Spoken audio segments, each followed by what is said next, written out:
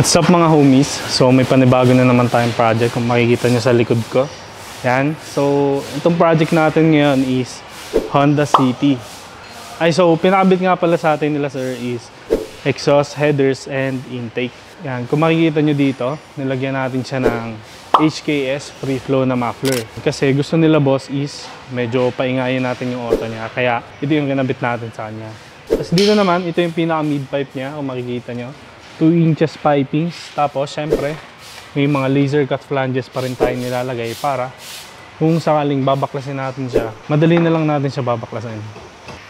So, dito naman, naglagay tayo ng resonator. Yan. Dapat di tayo nagtatanggal nito kasi pag tinanggal natin to, iingay lang yung sasakyan tapos walang hatak. Yan. Dapat di tayo nagtatanggal ng resonator. Yan. Tapos kung makikita nyo dito, nagtanggal na rin tayo ng catalytic converter. Tapos may flexible pipe na dito kasi nagpalagay din si sir ng custom headers. Yan. Itong flexible pipe, yung sasalo lahat ng vibration na nagagaling din sa may makina natin para hindi magka-damage yung exhaust tsaka yung headers natin. So yan mga homies, painggan natin ang magiging tunog nito. What's up mga homies? So ito yung project natin na Honda City. Yan. So kung makikita nyo dito, nilagyan natin siya ng air intake system. Nilagyan natin siya ng Datatec na filter. So kung makikita nyo, 304 stainless yung ginamit natin ng materials yan. Tapos makikita nyo yung mga sensor, nakakabit pa rin para iwas check engine. So yan mga homies, pakinggan natin ang magiging tunog natin. So ito yung project natin na Honda City. So pinaltan din natin siya ng langis. So ang ginamit nating langis is Repsol na 5W30.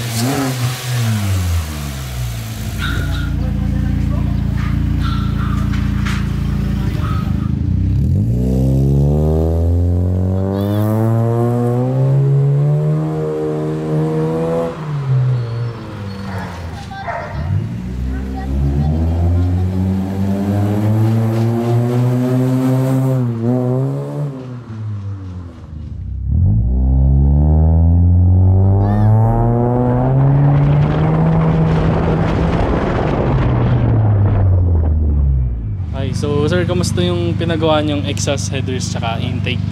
Okay naman, successful naman yung ano namin. Taga saan pa ba sir? Deep Ops.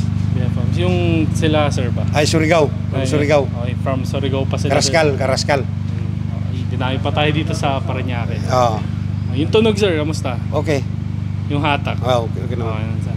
Okay, so si sir pala customer na natin dati kaya ayos. So, mukhang satisfied naman sila sir. Thank you po.